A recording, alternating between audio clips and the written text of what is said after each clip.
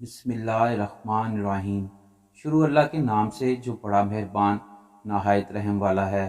السلام علیکم۔ قارون حضرت موسیٰ علیہ السلام کے چچا یسبر کا بیٹا تھا۔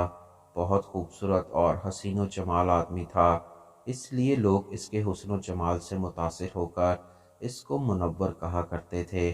اس کے ساتھ ساتھ اس میں یہ کمال بھی تھا کہ وہ بنی اسرائیل میں تورات کا بہت بڑا عالم اور بہت ملنسار با اخلاق انسان تھا، اور لوگ اس کا بہت زیادہ احترام کرتے تھے۔ مگر بے شمار دولت اس کے ہاتھ میں آتے ہی اس کے حالات میں ایک دم تغیر پیدا ہو گیا، اور سامری کی طرح منافق ہو کر حضرت موسیٰ علیہ السلام کا بہت بڑا دشمن ہو گیا، اور بہت ہی اعلیٰ درجے کا متکبر اور غرور پسند ہو گیا۔ جب زکوٰۃ کا حکم نازل ہوا تو اس نے حضرت موسیٰ علیہ السلام کے روبرو یہ عہد کیا کہ وہ اپنے تمام مالوں میں سے 1000واں حصہ زکوٰۃ نکالے گا۔ مگر جب اس نے مالوں کا حساب لگایا تو ایک بہت بڑی زکوٰۃ کی رقم تھی۔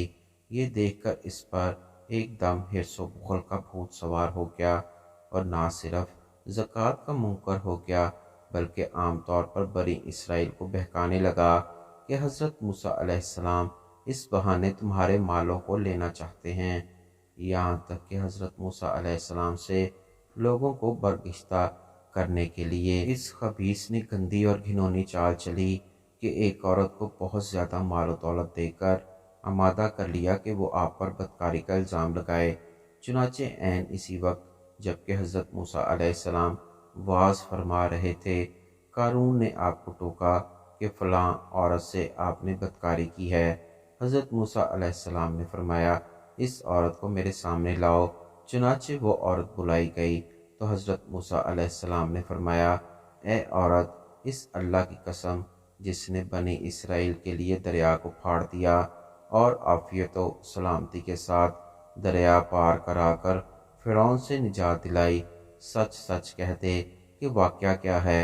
حضرت موسیٰ علیہ السلام کے جلال سے عورت سہم کر کانپنے لگی، اور اس نے مجمع عام میں صاف صاف کہہ دیا کہ اے اللہ عز و جل کے نبی، مجھ کو قارون نے کثیر دولت دے کر آپ پر بہتان لگانے کے لیے آمادہ کیا ہے۔ اس وقت حضرت موسیٰ علیہ السلام آپ دیدہ ہو کر سجدہ شکر میں گر پڑے، اور بحالت سجدہ آپ نے یہ دعا مانگی کہ یا اللہ، قارون پر اپنا قہر اور غضب نازل فرما دے۔ پھر آپ نے مجمع سے فرمایا کہ جو قارون کا ساتھی ہو وہ قارون کے ساتھ ٹھہرا رہے، اور جو میرا ساتھی ہے وہ قارون سے جدا ہو جائے۔ چنانچہ دو خبیثوں کے سوا تمام بنی اسرائیل قارون سے الگ ہو گئے، اور حضرت موسیٰ علیہ السلام نے زمین کو حکم دیا، اے زمین تو اس کو پکڑ لے۔ قارون ایک دم گھٹنوں تک زمین میں دھنس گیا۔ پھر آپ نے زمین سے یہی فرمایا، وہ کمر تک زمین میں دھنس گیا۔ یہ دیکھ کر قارون رونے اور بلانے لگا اور رشتہ داری کا واسطہ دینے لگا، مگر آپ نے کوئی التفات نہ فرمایا، یہاں تک کہ وہ بالکل زمین میں دھنس گیا۔ وہ منحوس آدمی جو قارون کے ساتھ ہوئے تھے لوگوں سے کہنے لگے کہ حضرت موسیٰ علیہ السلام نے قارون کو اس لیے دھنسا دیا ہے تاکہ قارون کے مکان اور زمین پر خود قبضہ کر لیں۔ تو آپ نے اللہ تعالیٰ سے دعا مانگی کہ قارون کا مکان اور خزانہ بھی زمین میں دھنس جائے۔ چنانچہ قارون کا مکان جو کہ سونے کا تھا اور اس کا سارا خزانہ بھی زمین میں دھنس گیا۔